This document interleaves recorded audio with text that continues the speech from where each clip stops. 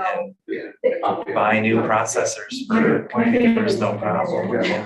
So I was kind of interested that I don't have an issue with it. I noticed that the price has gone up, but they're still available. Yeah. Remember that? For 30 years. Yeah. They do like they get calls there, and they send us down and everybody else, yeah. I mean, I'll just. Yeah, no, yeah, actually, Hubbardston had a real rough.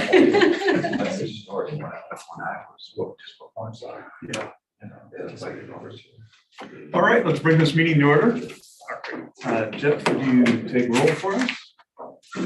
I can do so. Rick Turchinski. Here. Emily Dubé. Here. Bill Mulder. Here. Mark Bidet. Here. Barry Lustgarten. Here. Al Deca. Here. We have a quorum. Great. All right, let's talk about the minutes from the last meeting. Does anybody have any changes on it? It looked okay to me. Same. Sorry, No problem. the only one working, so. Would anyone like to move that we I'll adopt make those? a motion that we approve the minutes as presented. Great. Second. All right. All in favor of approving the minutes, say aye. Aye. Great. All right. Now it's time for public comment and correspondence.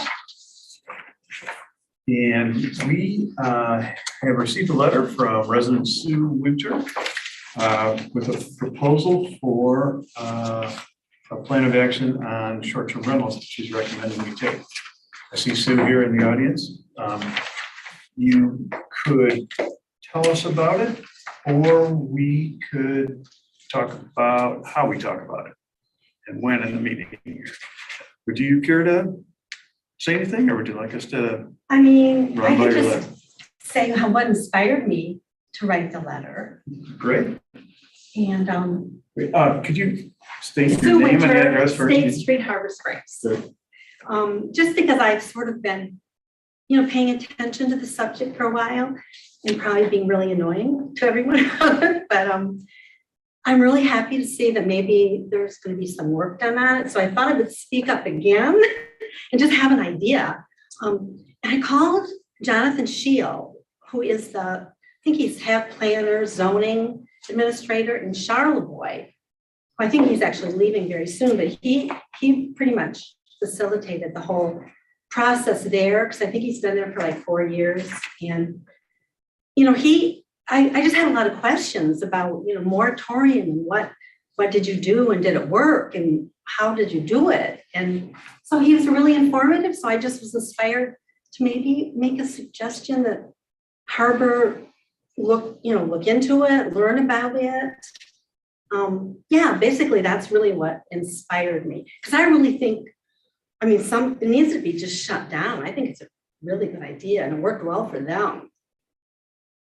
I just think, what else can you do? There's really not a lot of, just keep, sidestepping, but anyway. Okay, great. Well, thank you very much for this detailed and well thought out recommendation.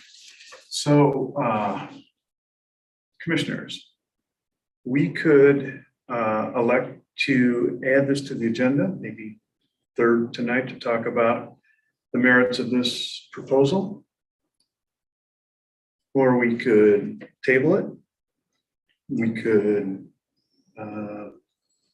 consider it until next month. Any number of things that we could do. I would also like to add that Councilmember Dyke at Monday's meeting brought it same issue up, and then council kind of said, yes, planning commission should start considering this. They sure did. So you have the background on this? So it's also Sue, but also council. Monday night's council meeting. Councilmember Dyke brought up a request to consider our approach on short-term rentals again.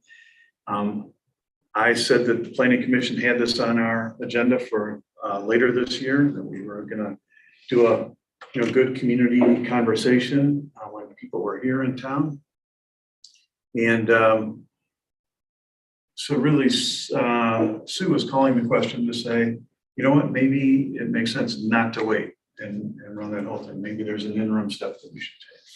So it's gonna take some discussion, but she's thought out a lot of it for us. So I guess what I'm asking is, would you like to add this as item C on our agenda tonight? Well, another option would be to have a special meeting for it, It would. which could be next week or 2 weeks from now, where we just stay, because it's a real issue. And I think the whole community is wanting something done in one fashion or another, but there's a whole other side of the coin too. So that's another option. That's like cutting a baby in half, like usual. Be good to give fair warning. Yeah, I would think so, to some degree. Does it make sense to have a preliminary conversation about it tonight, just to get the process going? That's what I was thinking. My thought is, if we edit it as number 3, we could decide how to attack it. And maybe that is with a special meeting time, because time is of the essence. If we're gonna decide to recommend a moratorium to council, we need to do it very quickly and give fair warning. So should we just talk about how to attack this thing as number 3 tonight? Yes, I think we need to start to talk, and maybe we do need a special session, but we need to get going tonight.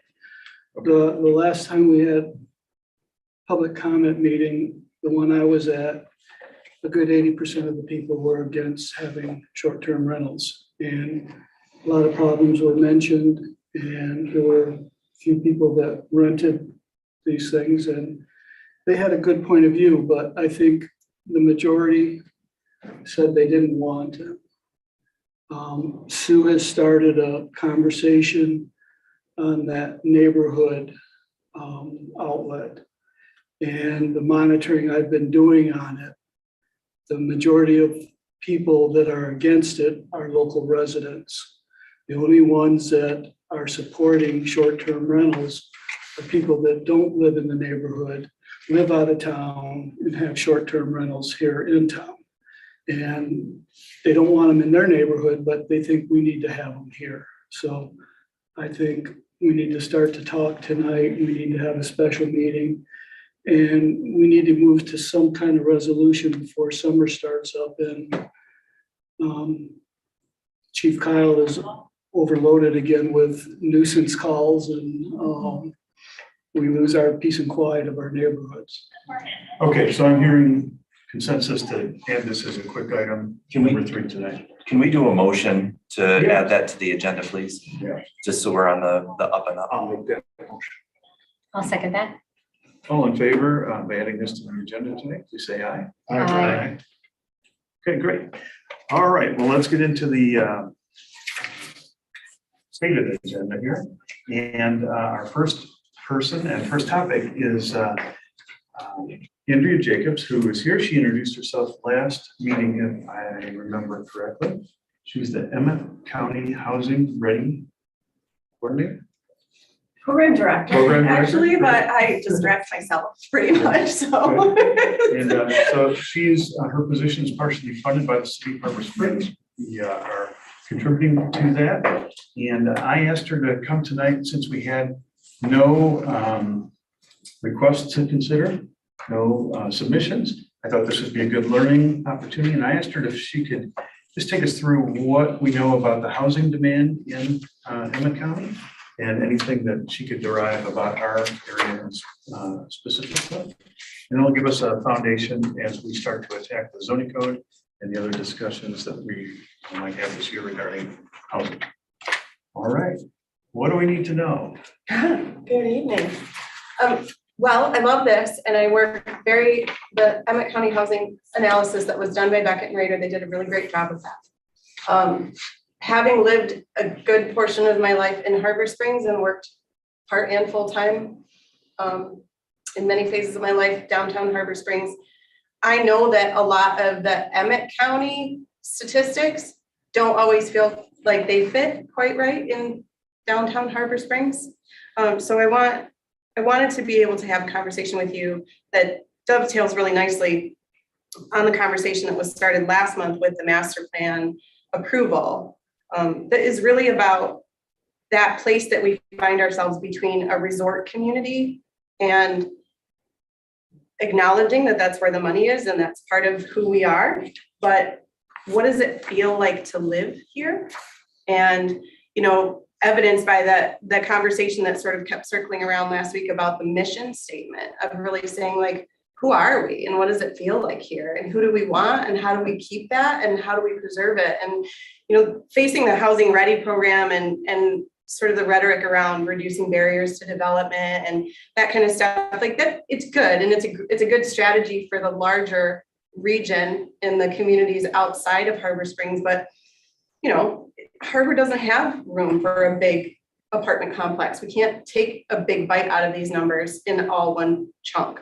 But we can keep that conversation at the forefront and we can, as a community, prioritize housing. And then you see creative citizens pop up like Matt Summers, you know, in his little space, like, well, I've got some land, like, let's see what we can do with this. And it feels like there's nothing that we can do, but there really is if we really get out the magnifying glass and think about it. And a lot of that has to do more with, you know, sort of protection and defense and conservancy rather than full force development.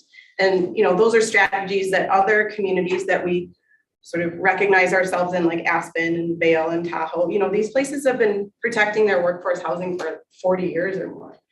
And, you know, my impression is that they have not been adversely affected economically from those decisions that they've been making. I mean, Carmel, California, Breckenridge, they've all been using the tools like the land trusts and the deed restrictions and, forgive me, but the short-term housing restrictions. And, you know, that doesn't need to be an all or nothing kind of thing, but we as a community need to make sure that whatever the choices that we make or the restrictions that we have are enforceable.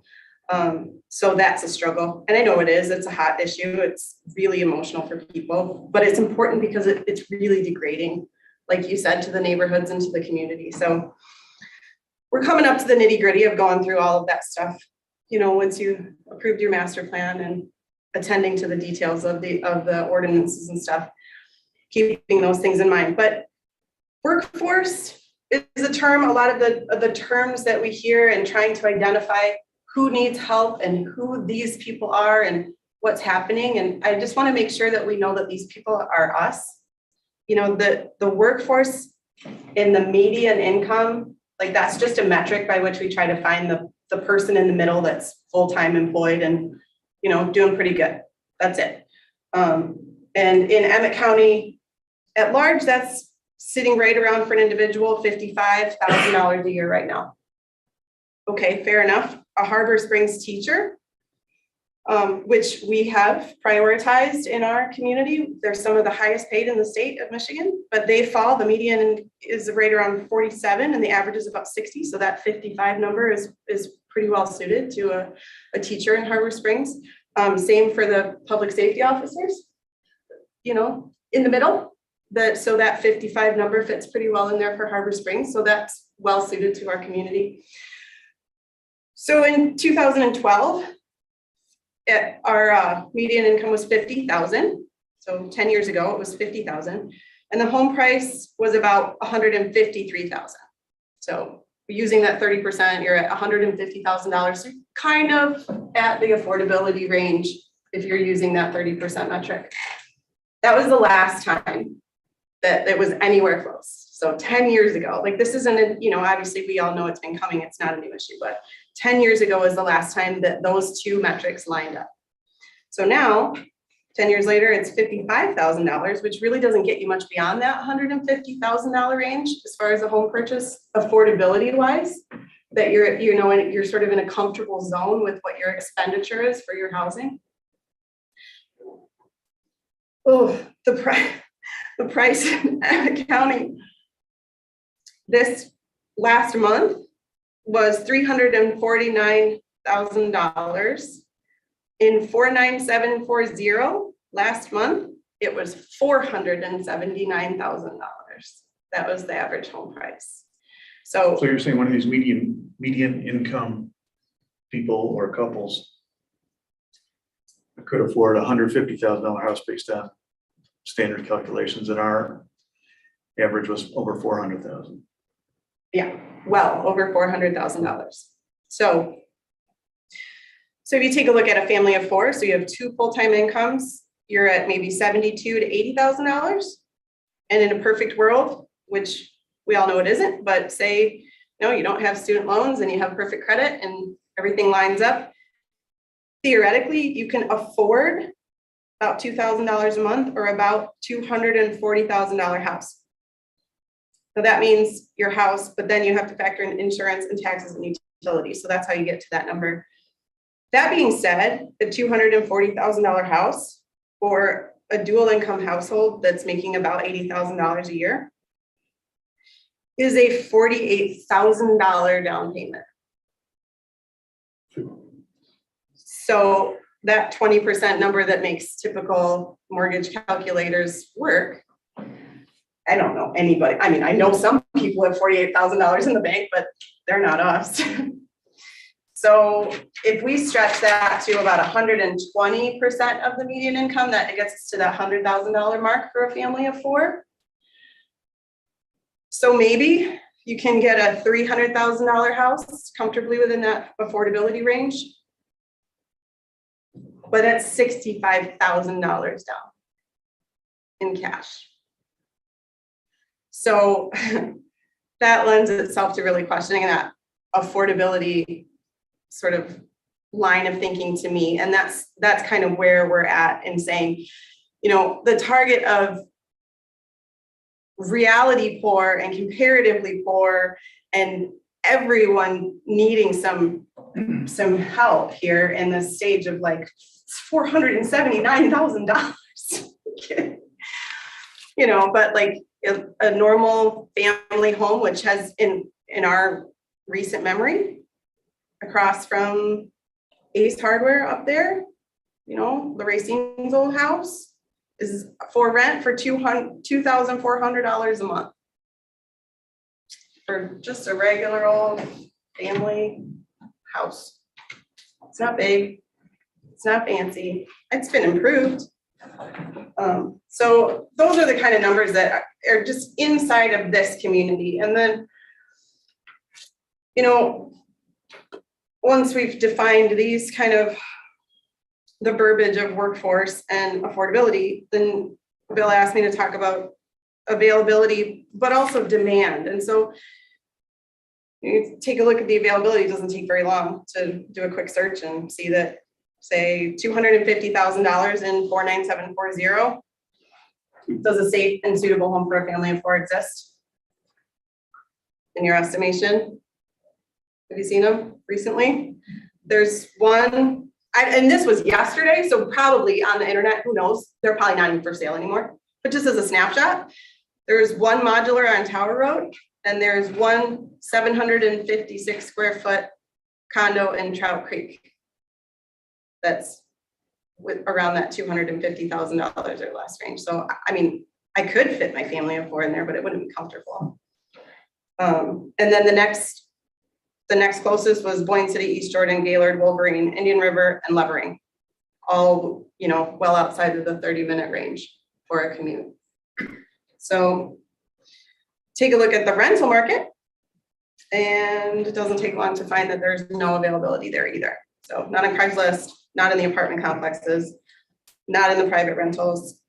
And, you know, we're kind of in the in-between season, so we might not be at the peak of the short-term rental situation, but that factors in as well. It's not the whole picture though. There just isn't enough out there. That's not to say that nothing ever comes up, but what is a family of four with two full-time working parents doing until something comes up?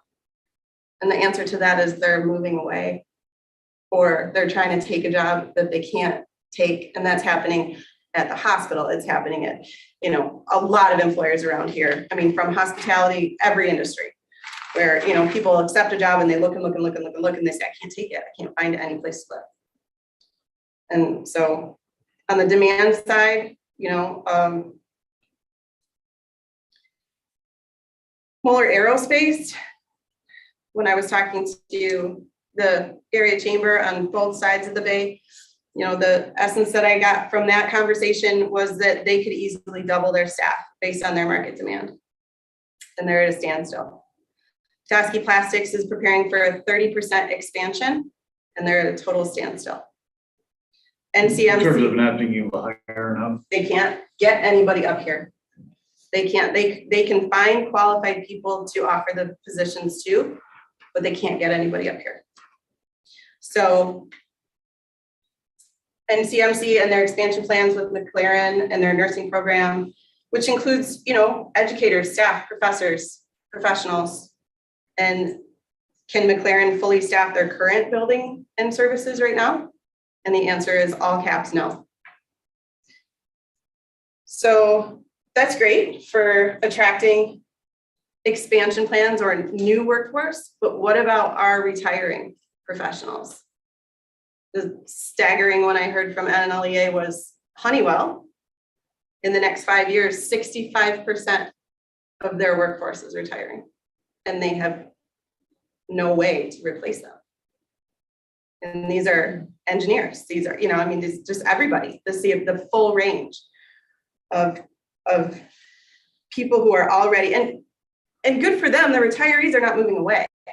You know, they're staying, and that's okay.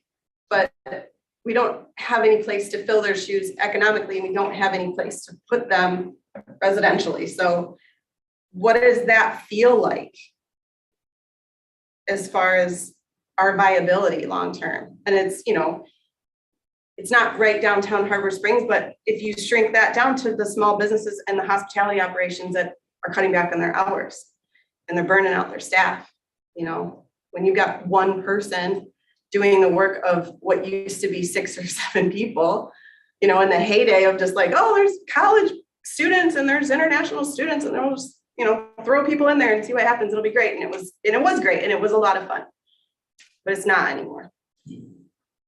So that's what feels like downtown Harbor Springs right now. And I know that we're addressing those issues, and we're coming up on those issues and trying to find those little strategies and trying to amend, you know, the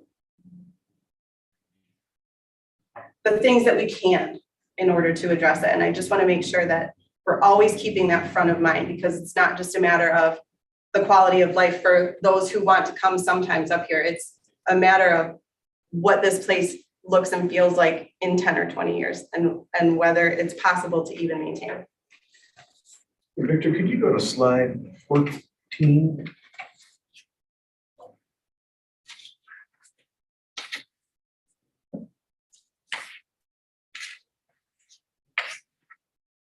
Yep, it's the one.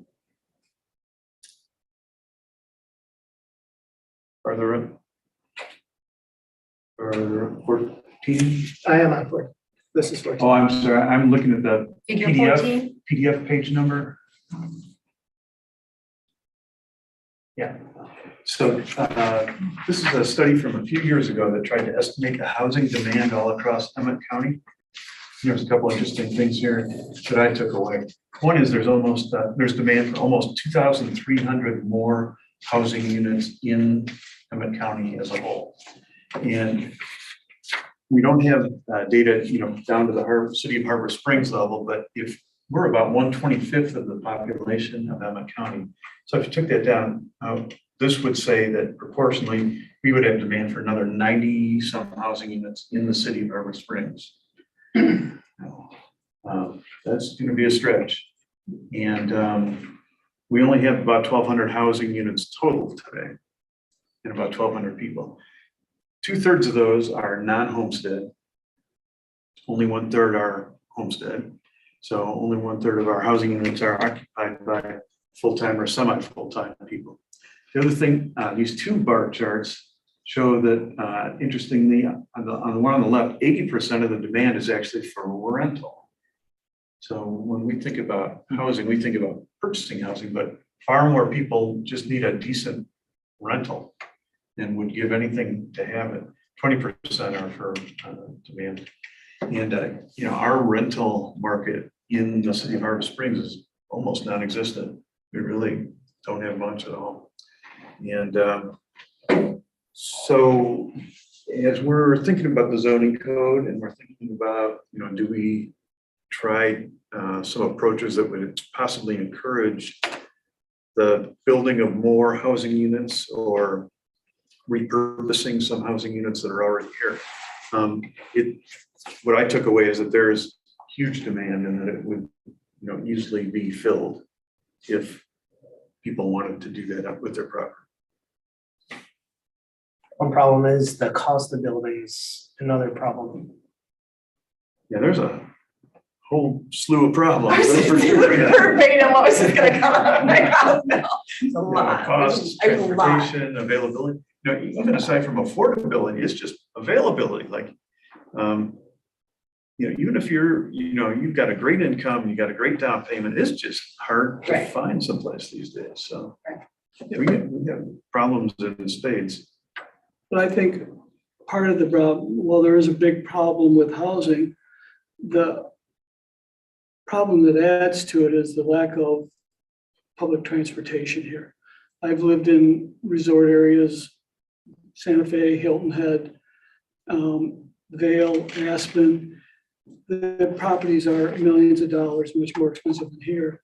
And they've handled that problem with rural transportation, bringing in people from areas around the cities that have cheaper housing. They built up multi-family units there and have a bus system that can bring people in to work. And we don't have anything like that.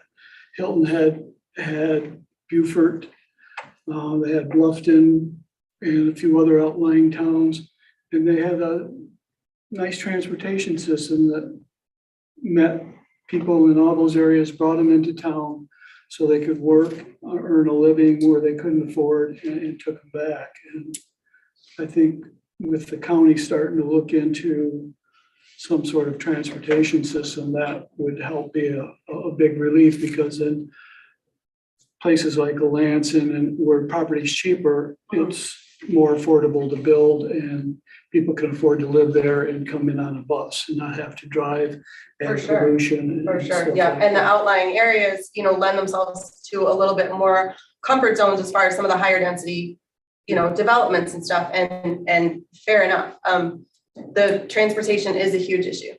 And as far as viability goes, but it's just part of the strategies that would help address that 2,300 number, rather than just that 90 number. Mhm. So it's definitely, because my position is countywide, definitely think that transportation isn't really my lane, but it really affects what I'm trying to do. And so these are conversations that I'm constantly having, that as well as utilities, water, sewer, and things like that too. Huge aspect, which is how things keep getting clustered into the zones that are right where the utilities are. But to Bill's point, creating the opportunity for a little bit of infill, taking a lot that has one house on it and allowing for a duplex, there's all kinds of combinations of things that don't make the neighborhood feel inappropriately invaded, but allow some more units across the whole spectrum. Okay, I'm gonna say not the whole spectrum, because I don't think we need any more of this up here. I'm not here to advocate for that, but everything else, as far as transitional, single family condos, I'm not here to talk about how fancy it is. I just want to make sure that people who are in the community, who are working, raising families, putting down roots, establishing their lives, have a space to be. Rather than, to your point, the people that aren't here most of the time or are renting their places to people that aren't working around here, so. If you don't mind, Victor, could you scroll down to like 18 or 19, page 18 or 19 of the PDF? So the county has been going through their zoning, and this is the consultant's report about how their zoning could possibly be changed to permit different housing types and more housing, kind of a measured way that many communities are looking at doing. So to review, the county handles the zoning for some of our more rural counties. We have our own zoning, obviously, here. We live that every day. And West Traverse and Little Traverse have their own zoning, but the other counties all run under the, I'm sorry, the other townships all run under the county zoning. And the county is doing a comprehensive review of their zoning and trying to make it more flexible. They just heard today that they're permitting accessory dwelling units much more easily without all kinds of special approvals. And so they're doing a number of things to try to encourage more housing of all kinds. And I know on Second Street towards the end, where that it was called Indian Town, that they're developing affordable housing.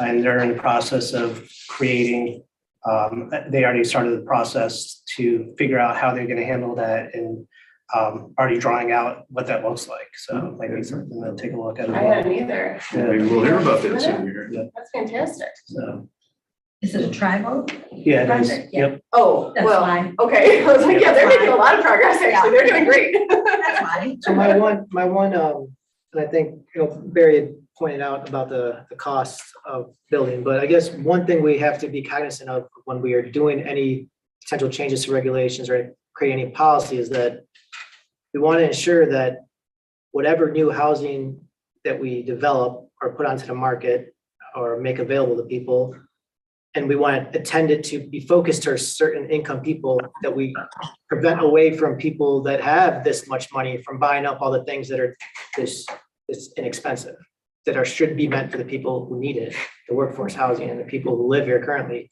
Because we know in this community, if they're buying, if people without money are buying up and snatching up houses that are expensive, they're certainly going to come in and snatch up a cheap property. They'll rent it out for all year long, come here for 1 month, and keep it rented for the whole year.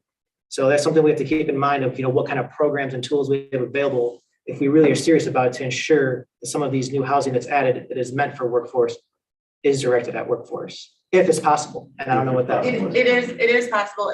It might not be broadly applied, but on a case-by-case basis, the deed restrictions can be really powerful. Housing North in particular is ready and able to administer and steward deed restrictions, and especially in the areas like Emmett County where there is housing ready staff. The beauty of somebody in my position that can be overseeing that property, checking in 4 times a year, making sure that there's consistency as far as usage on that. And then the legal burden for pursuing any inconsistency there would be on Housing North at that point. So they're preparing a package for that and are willing to work with communities to have sort of a formatted design that's informed by how you guys want it to read. But just to prevent because sometimes deed restrictions, they can be so unique to each property that's really difficult to maintain kind of oversight. But this way, it could be pretty consistent. And that way, somebody who's not in and of the neighborhood, you're not relying on that sense of kind of tattletaling or, reporting from your neighbors. Because I think that also can be a little bit degrading to the community. It can really make you feel like you're pitted against each other. And I don't know that that's a really sustainable strategy for the fabric of the community. So having somebody in my position be able to oversee that and having Housing North be able to steward it is a good tool. It's not a perfect, it's not a perfect fit, but it might help a little bit. There's also models for land trusts, which acts as it's more familiar for us from the conservancy standpoint, but it's, community sort of residential conservancies, cooperative trust, so that there's oversight there's a deed restriction applied, but there's oversight in the affordability, the sort of preparedness. There's counseling for the buyers or the renters. There's sort of a stewardship long-term in a relationship with them while they're in the house. There's Jane McKenzie of Northern Homes. She operates in the northern 6 counties and in Emmett County, so she's a good resource for something like that. Whereas kind of like the house itself sells separately from the land, so it makes it a little bit cheaper. And there's sort of limitations on how much you can sell it for. You can still get the equity for it, and you can still make a little bit of money, but not a full ton, because it's meant to be returned into that sort of workforce and affordability range for people who live and work in the area. So there are things in place that can be applied. again, nothing is a silver bullet. But a lot of things could fit within the confines of this geographical constricted area and within, the neighborhood kind of preservation that you guys are trying to, or that we, I guess, not you guys, but we as a community are trying to maintain. So there's a few things, and short-term rental restrictions are a part of that too. And that's not an easy one, but we gotta face it some way or another. And I think you guys are ready for it. Gird your loins. That was great background. Commissioners have any more questions for Andrea at this point? Isn't the zoning in West Traverse Township 2-acre minimum lots north of Houston Road? I believe, yes, north of Houston, yes. How do you build apartments? And I don't know what Little Traverse Township is doing, but I see that as a huge blockade to doing any kind of normal expansion of the So see city. that, Al. You know. I'm also working on them and their restrictions to try Yeah. to sort of. And they've got the emerald necklace, which Mhm. is I think the boundary of this kind of giant lot development stuff. And I don't know how far north that is, but it's pretty much it's everything that's like certainly a reasonable walking distance to Harbor Springs Mhm. or a bike ride, Yeah, and yeah, it's going to kill any kind of housing for working people. yeah.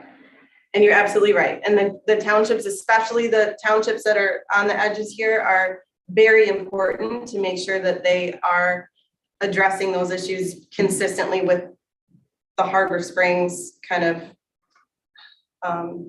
growth pattern, especially because of utilities as well. Like I mentioned, it's important to be able to get access to utilities from an affordability standpoint. And the sewer That plant being can't said- handle much more. Right, for We're sure. built up Yeah, you on- guys- on yeah. sewage. Yeah, you guys are maxed out. And that I have to go into each of those sort of districts and local units of government a little bit differently because they all have their own sense of identity and their own set of priorities. And so, the conversations that I have within each of those are all unique.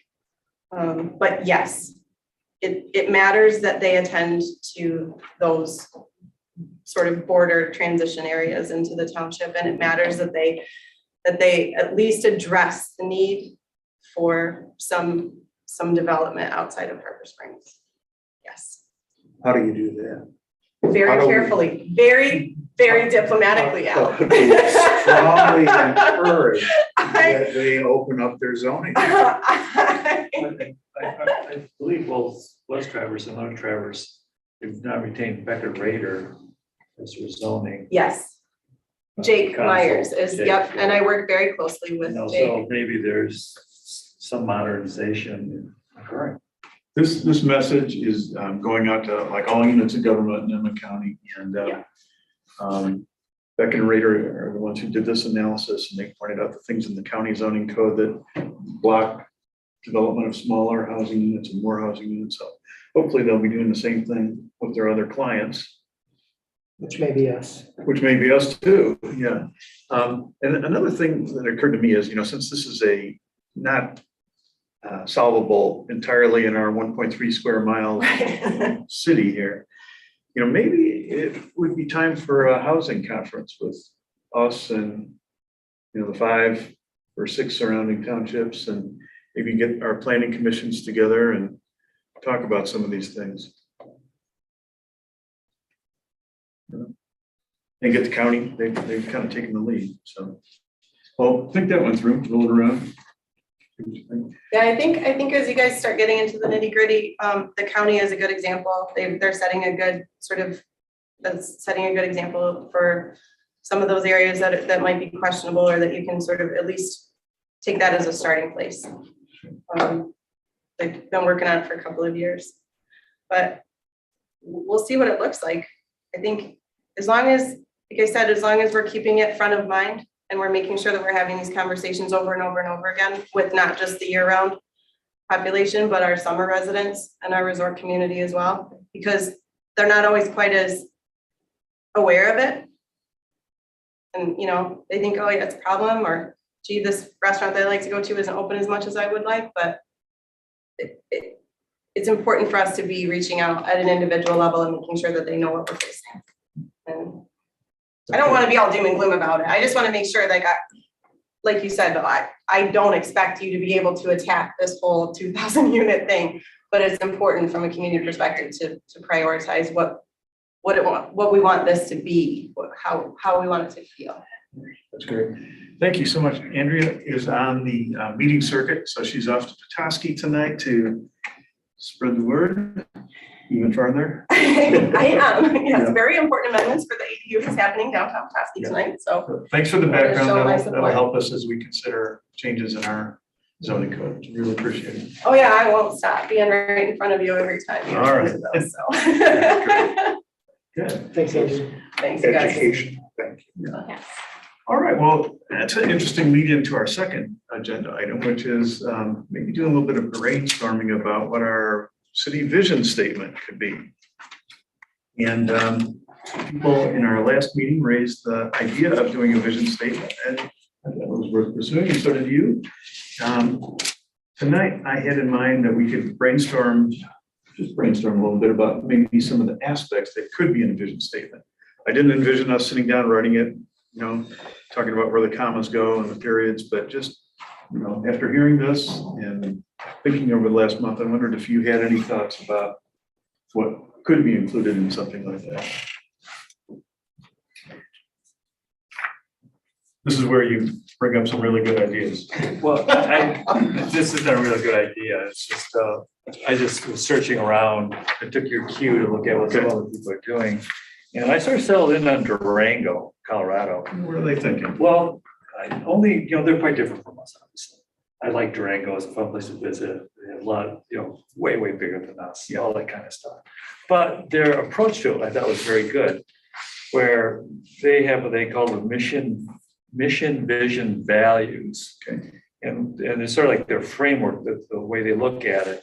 There's the three components. One is mission, why we exist. Okay. The second is vision, what do we want to be? And the third is values, what we believe in. And so that's how they sort of started. And there's sort of more definitions of what that whole thing is, but it just comes down to, their example is, the mission for the city of Durango is, I'll just read it out real quick. The city of Durango and our employees provide efficient city services, effectively maintain city assets and manage growth. They are accountable, ethical, and fiscally responsible, and collaborate with regional partners to improve the quality of life for our entire community. The vision portion of it is Durango is an authentic, diverse, multi-generational, thriving community. Our residents value and enjoy our unique natural environment and benefit from management of our city's resources in a fiscally responsible, environmental, and socially sustainable manner. And the value portion of it is teamwork, dependability, professionalism, service, respect, innovation, and well-being. And it's sort of it's targeted something differently than what we're looking at. But I just thought that was sort of a unique way to look at it and sort of simplified, maybe some elements, at least the way my brain thinks. Great. It sort of resonated with me. But as far as looking at other areas and what they're doing, I mean, it's just across the board, but if I look at how they're structured and organized, thinking how that may be beneficial for us. Great. I read through all your examples, and I really like the one you said about Durango as well. I like the three, I don't know what you call those, like kind of subtopics about it, but I took Larry's, I know you put, or somebody had put on here about the positives and negatives that we had talked about for the city. And I thought that those were some, ideas that I took up, and I'd be curious to see what everybody would think of some of the things I thought were, I thought you talked about how hospitable our community is, caring, authentic, and a safe community. I thought were some of the positives. And it has natural beauty all year round that people enjoy. Also, it's and I took some of the negatives and I thought sometimes in a vision, you want to have things that you are striving for to either improve. And so, and this isn't this right here because I'm going to read something that's not that, but economically healthy community, and a desire to be modern, kind of be in the time period that you're in, but also to respect our old-fashioned aspects as well. So those are some of the things I thought of based on some of the positive and negatives that we had talked about. Great.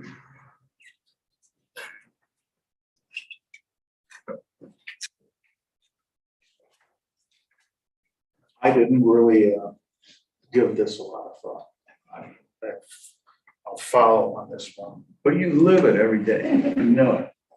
What, I went through a visioning exercise at the council table years ago. We had a new council member that came from out of town and he thought that we could not operate without a vision statement. Okay. We beat it around for almost a year Okay, and we gave up. So I'm still kind of all right, in that mindset. good. I think also just trying not to pigeonhole us into something that, will evolve. So something that might change. So I think we just need to be mindful of, what we're doing for the mission statement, just to make sure that Make sure it's flexible. exactly. Okay. Rick, any thoughts?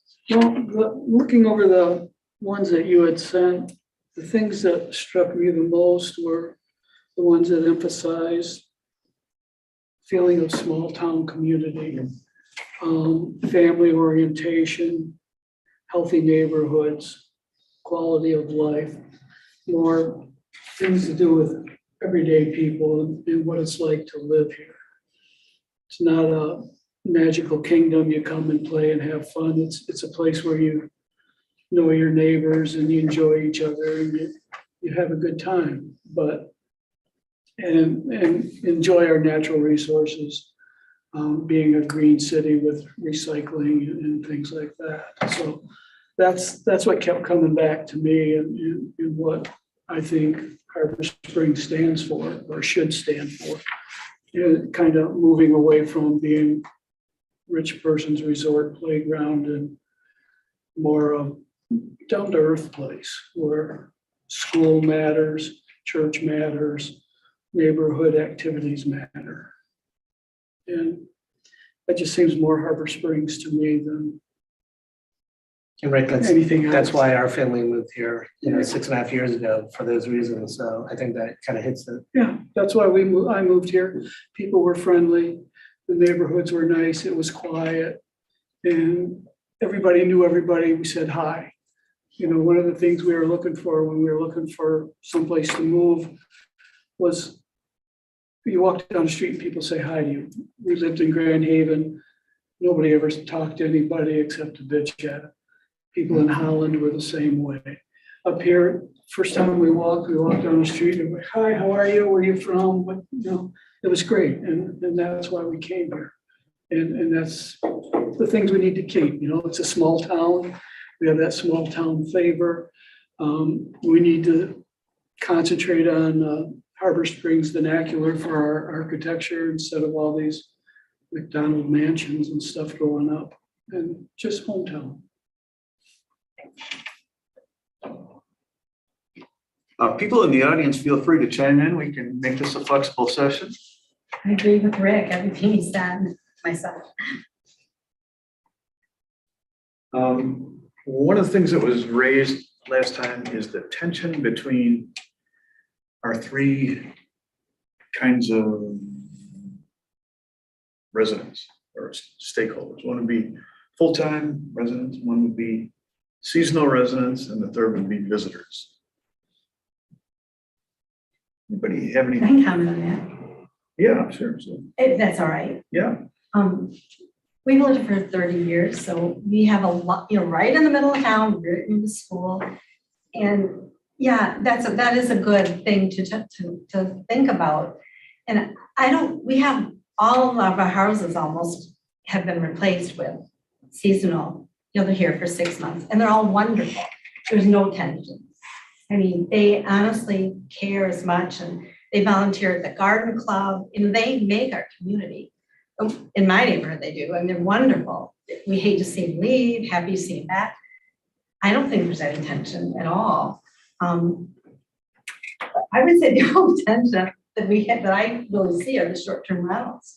That might be coming around to that. I mean, when you see someone walking down with a giant, like with a leash that's, 20 feet long, and they let their dog go up on my lovely neighbor's porch and their flower beds, pee on them and walk by, I mean, that's not really what you want to see in your neighborhood. And it's just, there's a lot of those little things that I think build up tension over time. They seem not too bad, just individually, but they really do add up. Okay. I didn't mean literal tension, I meant kind of the balance between Yeah.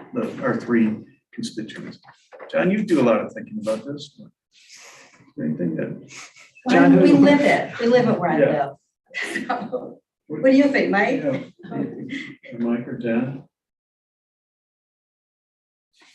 Those are the three components of the people that live in our town.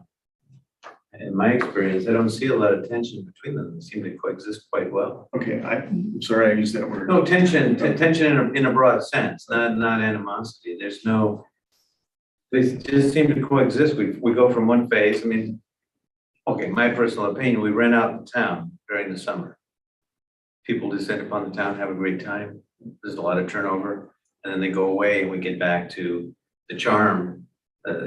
Our town isn't charming all year round, but it's certainly charming outside of the summer months when it's really busy, when we have our peak business.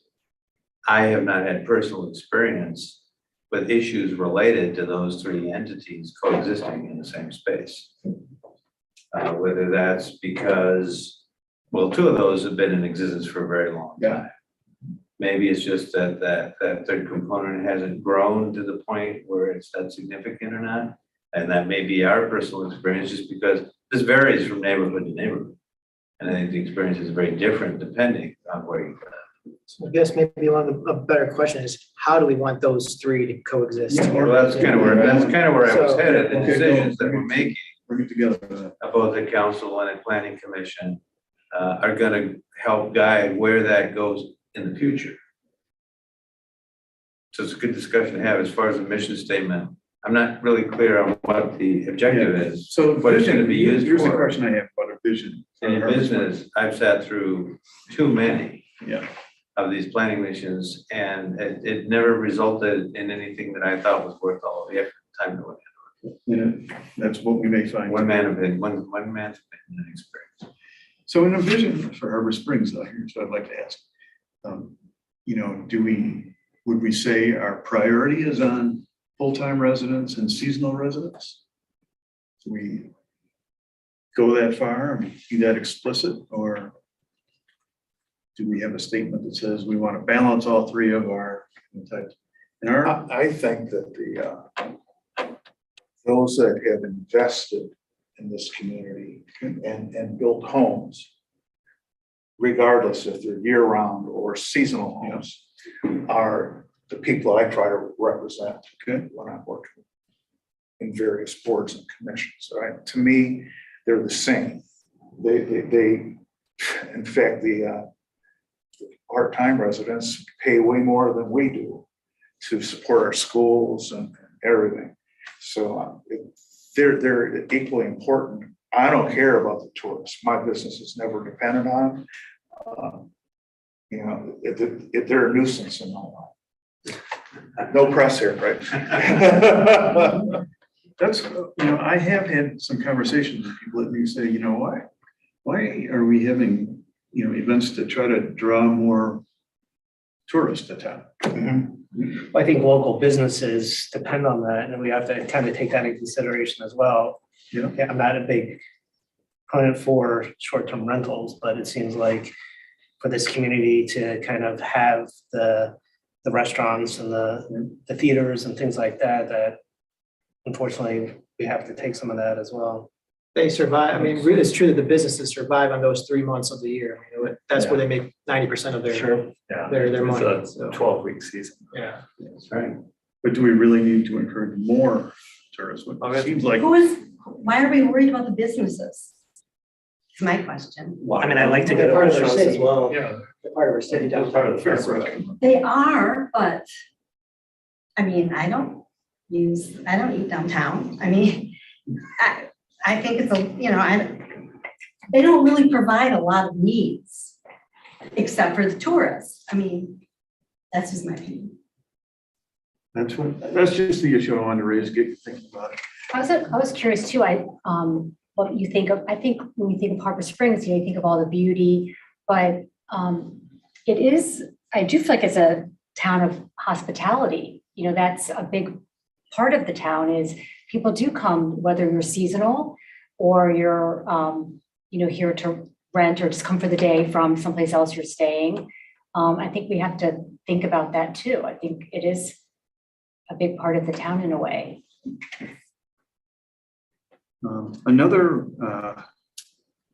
issue that, or suggestion that was made about a vision statement could be, is it our vision that the city of Harbor Springs has housing available for people of all income ranges and all ages and all family stages? I think that day is gone for the city. We don't have any place for working people to live in this town. They're gonna have to go out, and our neighbors won't let them go there either. So they're gonna have to go farther out. And that was a matter of economics in my mind. And I didn't think it was correct to hold property values down by using taxing methods and restrictions in zoning. And it's a matter of the market. The market is crazy right now, and a lot of people can afford to buy these junky little houses that us locals used to live in, and turn them into almost resort properties. But they're I don't think that the city can affect that. Well, I think we can to some degree. I think it's somewhat limited though, because we can with zoning allow more housing units to be put in certain areas. That can happen. We do have a fixed amount of square footage locked in, absolutely. But we do have within each of those parcels, we can change like we did up on Lake Street, where we're allowing some additional potential housing to go in. And that can happen in a lot of different ways, I think. So I think we can accommodate some. But that's the thing, can we affect the problem? I think in such a small way, that. Well, it's not the number of units that we're talking about No. for the county or anything like that, but I do think, I'm only bringing this up, Al, because I do think there is opportunity for us to fine tune certain things within the zoning ordinance that would allow us to create flexibility. It used to be, not so long ago, I don't think Harbor allowed, like a mother-in-law's apartment and things like that. There's like locking that down. That wasn't going to happen. Well, that has evolved over time. And I do think, the trend is in that direction, not just because of the demand, which is obvious, but also because I do think, people's families need places. It would be nice to have multi-generational living that, within a zoning area, limited and not wide open, but I do think there's opportunity. And it's a vision, right? And, Yeah. I guess we'd have to say part of our vision. The counter argument might be it's too much of a stretch to even say in a vision. All right, let's think of that. But we should do what we can. I certainly think that's true. But I think we need to recognize that we aren't going to fix the housing for workers problem in the city by ourselves. Flexibility in zoning is going to help for those people that are willing to go down that path. But, just market pressure. Yeah. We're in the high rent district. Yeah, And that's not only do reality. you need the flexibility in zoning, you need people with money that are willing to develop or change the properties to accommodate that. That's a loftier goal. We'll see how that goes. How about, I see a lot of statements in these samples about being a welcoming community for all kinds of people. All kinds of demographics, all kinds of ages, stages. How do you feel about that as a part of a vision? I guess what are we gonna use the mission vision statement for? I think that's really, because That would help. we have so many different topics to potentially Yeah, we include, do. you know, from parks to We do. infrastructure to police safety. I mean, so I guess what is this meant to be used for, I think, and then it can maybe help try to guide it. But I kind of am concur with Al in the sense that these vision statements, you know, can get a little hard to. Oh, yeah, that's why I was thinking, you know, the format is so important, because that will target you and funnel the thinking into a very specific area. But first you have to decide what is it we're trying to do. You know, and then you can create the methodology for it. And there's, and then Right there's, now, we're yeah. just like all over the place. And you're balancing then what we are today, preserving what we are today, but we've always all talked about or heard about the need to, all right, our average age is 63, we want a whole multi-generational, you know, families. Well, there's some things that we have to do that conflict with the way we want to keep things the way they are. So if we want to go that way, so it's that vision statement can get really wonky there. It's like, it's going to be so vague and so broad that it's not even gonna be meaningful to people. So I think we just gotta be really, I think if we do something the way that Mark presented from Durango, I think that's a little more meaningful because it shows values, it shows this, and it doesn't narrow pigeon us to this one overly broad statement that we just brush aside. So that's just my opinion. I'm not a commissioner.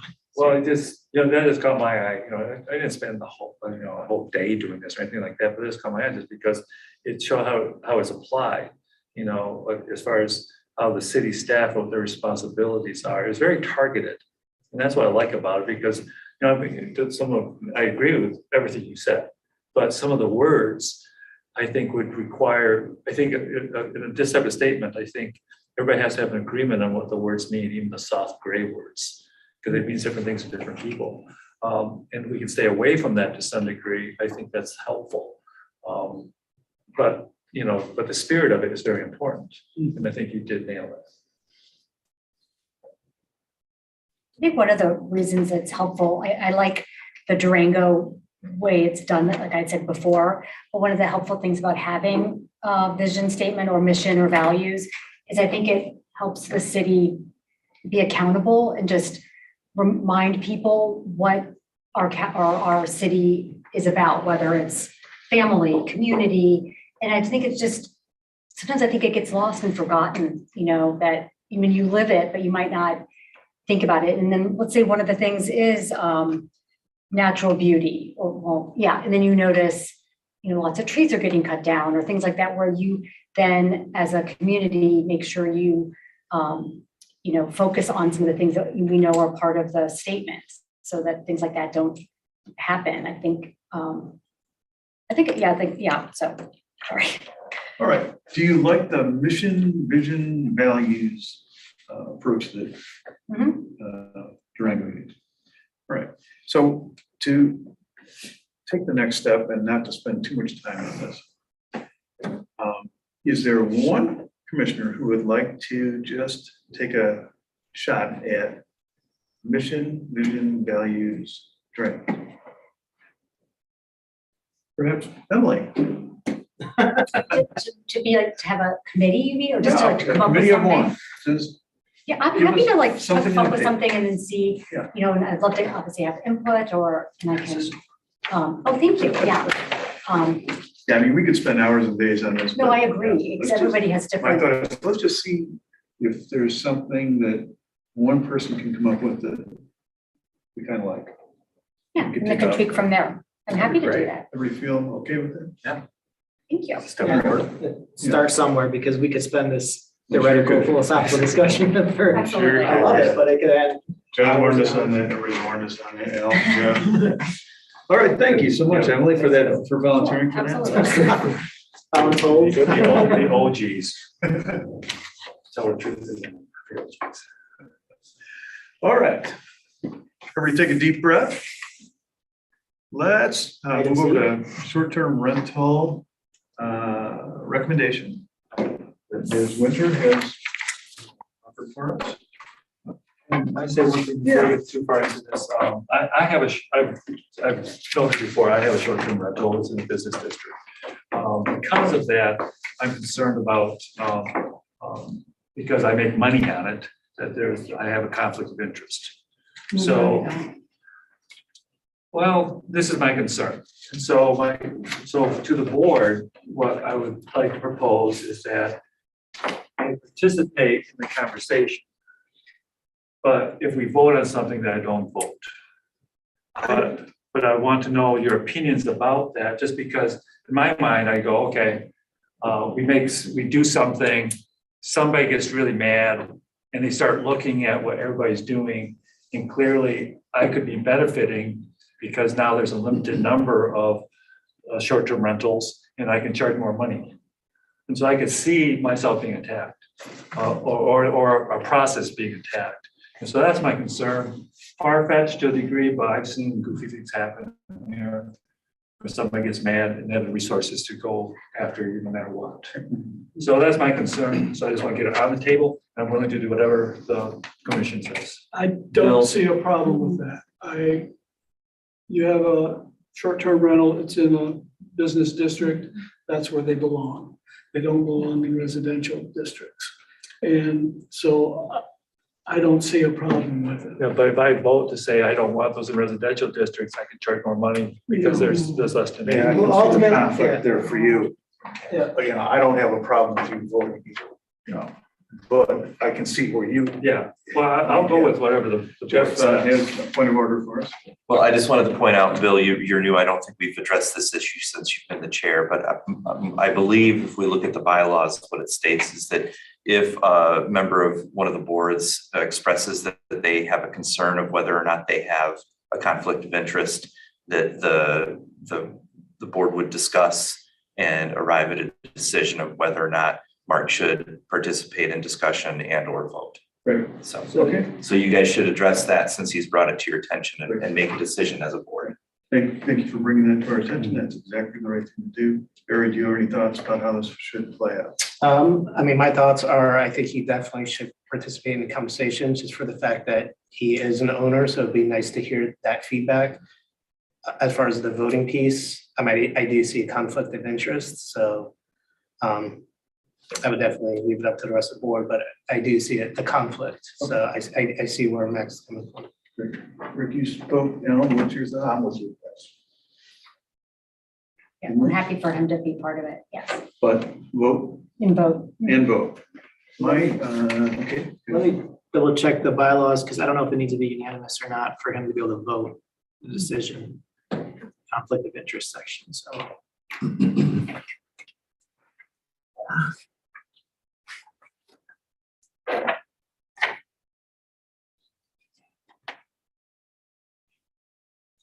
Yeah, it says, but only upon a unanimous vote, the remaining members shall he be allowed to participate or vote, so. So it need to be unanimous to say. To participate. Wait, maybe I got that wrong. There's two levels to it. Yes, so I think we need to follow Mark's. Yeah, instinct. unanimously determines that if the planning commission unanimously determines that the member may participate, the member need not abstain. I think we should follow Mark's instinct on this and ask him to participate, but not to vote. Yep. And then there will be no appearance of any impropriety, and we'll just be safe with that. And we'll get the benefit of his great advice. Okay, everybody good with that? Yeah, I'm good. Great. Thank you. Thanks for bringing that up. Unanimous vote for the record. Let me see if I can set the stage. So where we are on short-term rentals in Harbor Springs, for everybody's refresher, is that we permit them throughout the city. They have to be licensed. There's a fee for the licensing. They have to meet certain criteria. And we ramped up some management aspects for short-term rentals beginning of this year and increased the fee. And a number of people have applied for their licenses already. Do you know how many? Jeff? So I did a tally, I think it was about a week ago or more, and at that time, we had processed 23 applications. I know we've received at least half a dozen to a dozen more since then from random people submitting applications. We also have we get a large bulk of applications each year from rental management companies in town. And I think we got a bundle of about 25 applications that we're in the process of processing. So I think we're Over 50? I think we're over somewhere between 50 and 60, let's say, that have applied. We've had a small setback with Harmari. They've had a change in employees that were working with us. So when we reach out to them, we do our mailing that we do when they notify us of who we don't have in process yet. So the person that previously helped us left, and they're restructuring with a person to reach out to us to do our mailing. But we have reached out to them to get that done. We should have that started within the next, I'm hoping within the next week. How many do we have last year as far as total licenses? I'm not sure. I want to say, was it somewhere, but I want to say somewhere between 60 and 80. I can certainly go back and look and give you a precise I number. think I did an audit earlier this year, that's right. last Oh, year, yeah. and we had 67. Last year, okay. Yeah, and Registered license. registered, yeah, that's right. And of those, 40 were in residential neighborhoods. So 60% of the total. There is a theory that there are other rentals operating out there that aren't licensed. And it's confusing though. I mean, trying to weed out, which ones are duplicate, which ones are still advertised based on an old owner who can't get the rental company to release their ad because they've sold the place, or anyway, it's confusing. It's a slippery number. Ms. Winter would tell you that she thinks there are more out there that are operating than are I licensed. counted them. Yeah. It's easy, and you can cross-reference very easy if you know the town and know the house. And I think I emailed Jeff. So anyway, the official number was 67. There could be more. There's probably not less. So this additional 50 plus minus number, those are new in No. addition to this? We require all applicants to renew every Okay, year. so they just renewed. So that's about how many we have that have renewed. So how many do we have new applicants? People who are they're operating one and they're getting legal, or just new people deciding they want to do a short-term rental? We'd have to compare last year's list to this year's to see what ones are new, and we haven't done that yet. I think that would be interesting to know, to see, is this a growing problem? Or has it plateaued because there's only so many people who are willing to do this or in a position to do it? Well, what I can tell you is one of the things that Harmari tracks for us is new listings each year. And from 2020 to 2021, there was an increase of 20% more listings that were new listings. Part of the trouble of that, though, is some of those listings could be where there was a previous listing by a previous owner. Now there's a new listing with for the same home, but just with a new owner. So there's some overlap with that. The other overlap that we see that Bill mentioned is if I own a home that I'm listing as a short-term rental and I sell that to Emily, Emily lives in the home, but my listing is still there. So you get some of those. And I think we narrowed it down. Their goal, Harmari and any of these other organizations, is to get you above 85% compliance, that 85% of your short-term rentals have licenses in place with you. I think we hit that last year. We had in our final tally 16 potential listings that Harmari said that we didn't have applications received for and licenses in place. Some of those were situations that we've talked about. But I think that we did achieve that 85% last year. Is there a process in place to enforce these licenses? in making sure that they have them and Yeah, and if they're not compliant, what's the penalties? yeah, so if someone is operating a short-term rental and they don't have a license in place, part of the application process and our ordinance is that we can find them in violation of the code and impose a fee and require them to get licensed. So that's the background. What's before us tonight is council has asked us to give them a recommendation on how to handle short-term rentals going forward.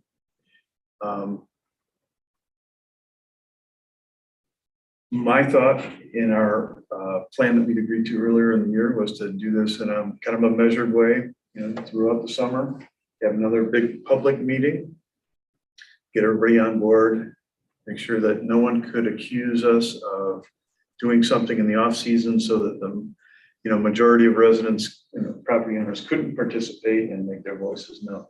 That was a charge that was made earlier in the year when the city was looking at different revenue options. And my thought was I didn't want us to be subject to that kind of criticism, because some of the restrictions or limitations that we're looking at are really a big deal for people and for our city. We want to do it right. We want to do it in a way that's going to stick and that's going to make everybody, as many people as possible, feel confident that we are acting in their best interest. Conversely, council is asking us for faster action potentially to make a recommendation for them about what to do. And my thought is it's still really valuable to go through a detailed process where we get a lot of community input. And so the way to do both of those things potentially would be to consider a moratorium on new licenses. Kind of, stop the train early in the season, give enough notice to people who would potentially be applying for licenses, and freeze the number, and then let us go through the process during the summer and have a big, thorough community conversation about this, and then come back to council with a well-reasoned, complete recommendation. I think that's a good process. My only concern is that we didn't really advertise that short-term rental was going to be on the agenda tonight.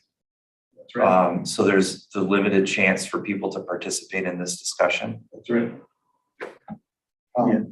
But aren't we just making a recommendation to council? Potentially. Yeah. So I think the way that we could address both these is if you were willing, we get together in a week for a special meeting to talk about this moratorium concept. And Can then you describe the moratorium? I mean, I read this, but I wasn't fully clear, just a little more. maybe we don't even need to get into that tonight. Maybe the discussion is really next week if you think that it's worth meeting just to really get into detail on it. And decide. Well, I guess Emily, before she makes a decision, if she knows we should meet, she probably should know what a moratorium is. A moratorium basically is, the city must stop or will stop issuing license or allowing certain activity on certain property for a certain amount of time until we figure out a solution to a problem. Got it. That's basically what it is. Okay, thank The you. principle being that if you find yourself in a hole, stop digging. And Al, I think if we had a special meeting a week from tonight, for instance, or sometime next week, it would give time for public notice and people could participate in that. And then if, council, or if planning commission does make a recommendation like that, it goes to council when there's still more notice for people to really wait. And to clarify, this is council's decision, right? It's in the city code. Short-term rentals are in the city code, which council is in charge of. We're in charge of the zoning code, but they're looking for us to make a recommendation and really think it through for them. So the question is, would you be willing to come back next week and talk about the concept of a moratorium or any other recommendation? I would be willing. That would be April 28th. Let's check it out. Does that give enough time for notification and all that? Yeah, I mean, it's a special meeting. I think the law requires that we have to post notice 18 hours or something like that ahead of the meeting. So I think we would be fine to be able to post agendas and things for that. That would also then be a meeting before the first meeting of city council in May, which is the second. That works well. So, yeah, Is there a due date by which applications for short-term rentals have to be in? No, we didn't put one. Just It's a whenever you come rolling- in? Because one of the reasons for that is because some short-term rentals only operate a few weeks of the year, some operate all year long, so there's. That's what I thought. Yeah, there's no, And again, numbers were almost at last year's numbers with the current applications. we're a little between 50 and 60, so probably about 10 to 15 short. And there may be, I do think it's something that's growing, so there may be more applications this year. And as Jeff had mentioned earlier, probably the next few weeks, we send out another letter to all those that are unlicensed saying, hey, you're unlicensed, or that we suspect might be a short-term rental based on Harmari's search, saying, hey, your address, your house came up as a listing in one of these short-term rental sites. If you are operating short-term rental, you must get licensed or else you're violating ordinance. So usually after that, then we get the last big push, probably sometime in May of applicants. Then they straggle on the rest of the year.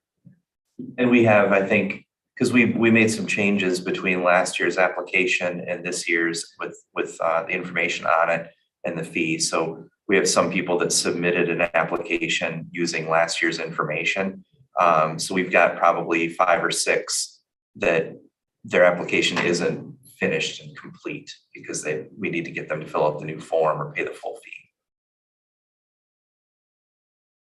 so we'd be proposing a special meeting a week from tonight. That would be April 28th at 5:30, our usual time. And the sole topic will be to consider if there's any recommendation we want to make to council quickly about short-term rentals. Right? How about a motion on that? Just to. Roll call. You want a roll call? Yeah, I'll make the motion. Thank you, Al. I'll second that. 1 second. All in favor of the special meeting on April 28th to consider short-term rental recommendations, please say aye. Aye. I did say aye. All right. Hey. Abstain. Recused. Oh, that's right, you're recused. Good job. All right.